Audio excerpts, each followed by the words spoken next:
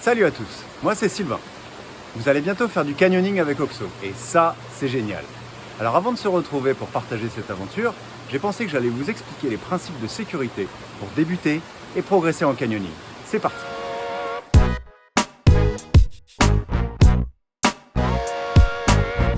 Et la sécurité, c'est d'abord le confort.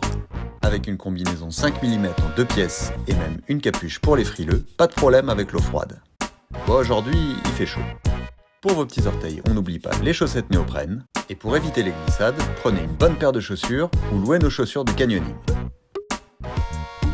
On n'oublie pas le harnais et le casque, tous les deux à taille ajustable. À chaque fois, l'accès aux cascades est sécurisé par une main courante.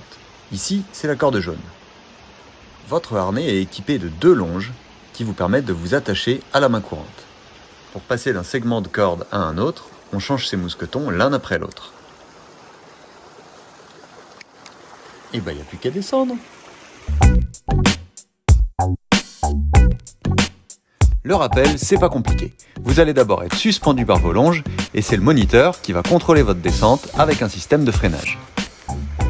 C'est comme marcher à reculons, sauf que là, le sol, il est vertical et en plus, il est glissant.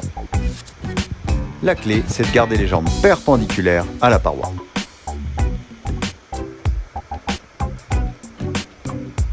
Et pour être sûr de rester bien stable, on va écarter les pieds au minimum de la largeur de vos épaules. Dans le canyon de Megève et dans le canyon de Balme, vous pourrez même descendre vous-même en rappel. On passe la corde dans le descendeur et on assure soi-même sa descente en gardant bien les 2 mains sur le brin de corde d'en bas. Comme ça, si vous glissez et que vous lâchez une des 2 mains, aucun problème de sécurité. Jambes perpendiculaires, bien souples sur ses appuis, les pieds écartés de la largeur des épaules. On ne change rien à la posture.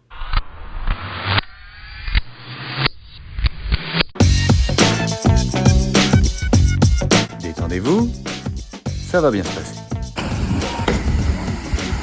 Pour avoir une bonne position de saut, le mieux est de sauter d'abord avec les bras ouverts. Et pour arriver bien gainé dans l'eau, on va croiser les bras sur la poitrine et bien serrer les jambes. Il arrive souvent qu'on touche le fond de la vasque.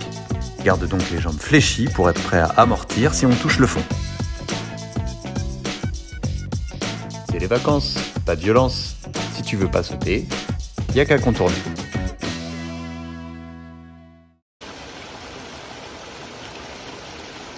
Pour les toboggans, c'est exactement la même chose. Ça peut aller très vite et il n'y a pas de pédale de frein. Pour éviter de taper un obstacle, on reste bien compact, bras croisés, jambes serrées et les genoux fléchis, prêts à amortir. Alors évidemment, on reverra tout ça tranquillement ensemble avant de partir. D'ici là, portez-vous bien, on a hâte de vous voir. Venez avec votre meilleure forme et vous allez voir, ça va être génial.